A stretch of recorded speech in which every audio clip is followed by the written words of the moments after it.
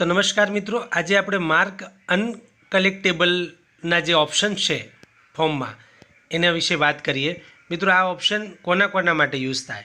Already enrol મતલબ કે એનું નામ બીજી જગ્યાએ પણ ચાલે છે, તો એ ઓપ્શન માટે આપણે એને ક્લિક કરીશું। હવે એન્ટર અધર એપિક નંબર એટલે જે બીજી જગ્યાએ ચાલે છે અને મતદાર એમ કહે છે કે સાહેબ મારે એ રાખવાનું છે અને આ અત્યારે છે એ મારે નથી રાખવું, અને એ તો આપણે એમ અનકલેક્ટેબલ મિત્રો જે ફોર્મ પર ક્લિક કરીશું ને એટલે એ ફોર્મ સબમિટ થાય નહીં, મતદારનું એ મત રદ થઈ જશે।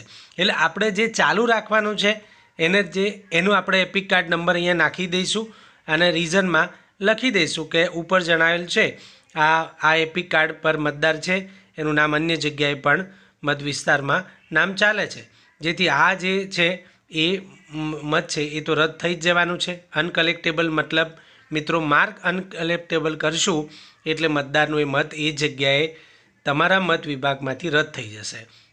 એટલે આપણે અહીંયા રીઝનમાં 50 કેરેક્ટરમાં જે છે લખી દઈશું કે આ ઉપર છે લખેલ મત ભાઈ એપિક નંબર પર મતદારનું છે એ મત ચાલુ રાખવાનું અથવા તો એ અન્ય જગ્યાએ અન્ય વિસ્તારમાં આ એનું નામ છે, જેથી આ જે છે તમારે જે ડિલીટ કરવાનું એ લખવું હોય તો પણ લખી શકો, ના લખો તો આ માર્ક અનકલેક્ટેબલ કરશો ને મિત્રો એટલે આ મત આ ચૂંટણી કાર્ડ છે એ રદ થઈ જ જશે।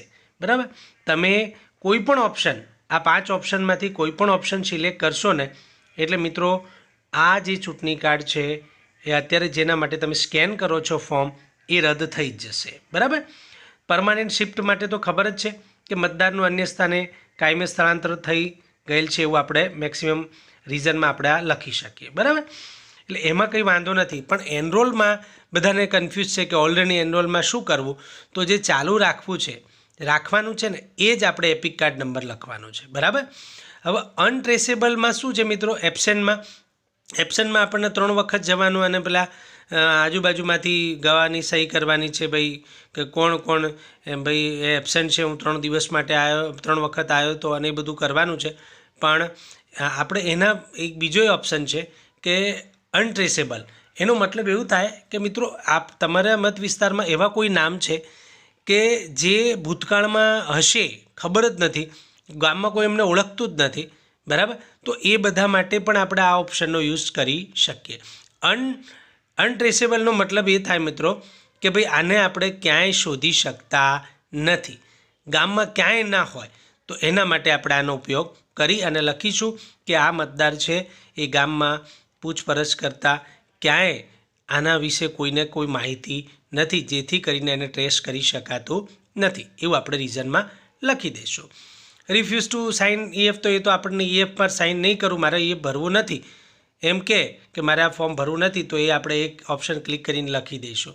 મિત્રો, આ બધા ઓપ્શનનો ઉપયોગ કરીશું, પણ તમે પરમાનન્ટલી શિફ્ટેડ કે કોઈ પણ ઓપ્શનનો ઉપયોગ કરીને ભરી દો અને પછી એમ થાય કે ના મતદાર ખરેખર આવે છે અને પછી તમને એમ થાય કે ના મારું તો હું તો ભરવું છે મારે તો, ના તો તમને એમ કે આની ડેટ થઈ નથી ને આપણે ડેટ બતાવી દીધી, તો આપણે મિત્રો શું કરીશું કે આપણે મામલતદાર કચેરીએ જાણ કરીશું અને એમને કહીશું ને એપિક નંબર મોકલીશું કે ભાઈ આમનો ફરીથી તમે અનટ્રેક કરો, તો આપણે એ અનટ્રેક કરીને ફરી આપણામાં ખુલી જશે ને આપણે ભરી શકાય। ઓકે, ચાલો।